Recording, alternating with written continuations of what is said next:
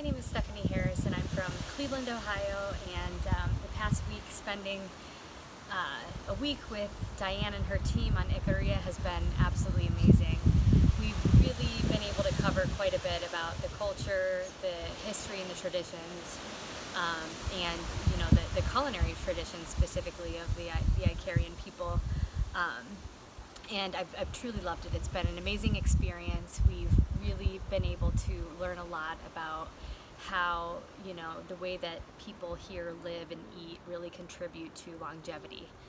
And one of the other main reasons why I came was to explore a potential collaboration to bring future students here who can also learn about things that we can do from a lifestyle and a culinary perspective to help contribute to health and wellness. So it's been a wonderful week, and I encourage anyone that's considering coming to do this experience to go ahead and take it and do it and come.